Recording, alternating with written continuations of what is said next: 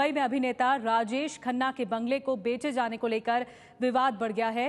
राजेश खन्ना की करीबी रही अनीता आडवाणी ने कहा है कि वो बंगला बेचे जाने का विरोध करेंगी और नोटिस भेजेंगी। 90 करोड़ में ये बंगला बिका है।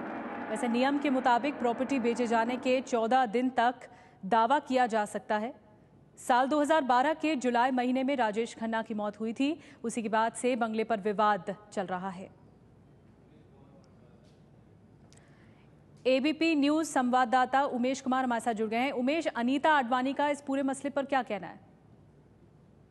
अनीता आडवाणी ने साफ तौर पर कहा है कि किस तरह इन लोगों ने बंगला बेचा है और वो नोटिस भेजेंगी इस बंगले को लेकर। उनका कहना था कि इस बंगले में म्यूजियम होना चाहिए था राजेश खन्ना का, और ये बात राजेश खन्ना ने भी कही थी कि इस बंगले में उनका म्यूजियम बनना चाहिए।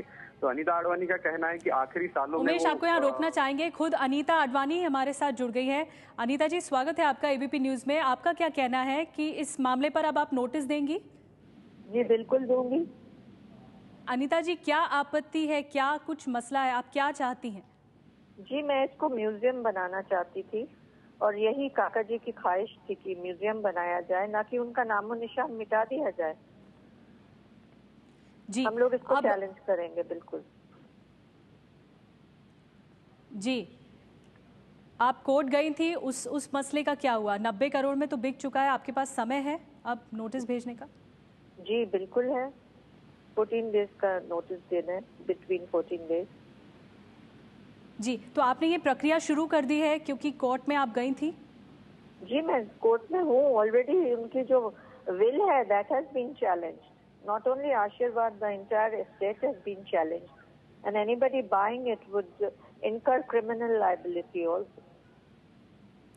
आप राजेश खन्ना साहब की करीबी रही हैं और इस बंगले में रही भी हैं। इस बंगले के बारे में कोई जानकारी साझा करना चाहें आप? किस बारे में? ये हॉन्टेड लिखा हुआ है, वो बिल्कुल झूठी बात है। It's not at all haunted.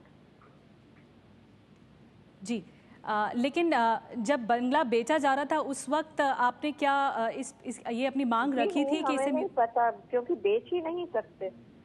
अगर प्रॉपर्टी के अंदर लिटिगेशन है तो आप कैसे बेच सकते हैं? It's not possible to sell it. लेकिन अब जो खरीदार है, क्या उससे भी कांटेक्ट किए जाने की कोशिश की जा रही है या फिर संपर्क आप उसमें है ताकि आप नोटिस भेज सकें? क्योंकि आपके पास समय है अभी 14 दिन का, उसमें आप कार्रवाई कर सकती हैं। जी बिल्कुल, हम इसी दरमियान नोटिस भेजेंगे।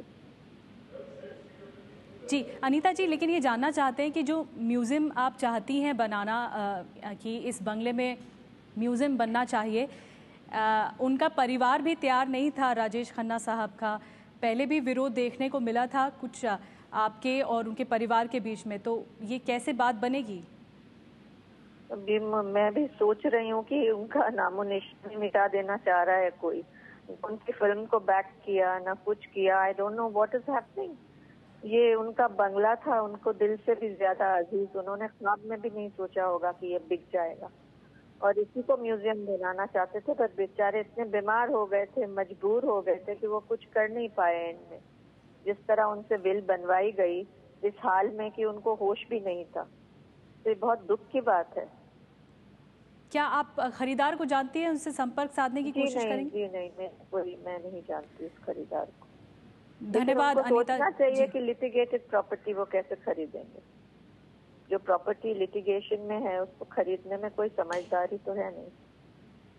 चलिए, धन्यवाद आपका अनीता आडवाणी जी, हमसे बातचीत करने के लिए, एबीपी न्यूज़ से बातचीत करने के लिए। अनीता आडवाणी का साफ तौर पर कहना है कि लिटिगेशन की प्रक्रिया चल रही है इस प्रॉपर्टी को लेकर, तो ऐसे में आखिर ये कैसे बेचा गया या खरीदा गया, ये अपने आप में सवाल है। वो पूरी तरह से क्लेम करेंगी और नोटिस पीरियड के अंतर्गत ही करेंगी।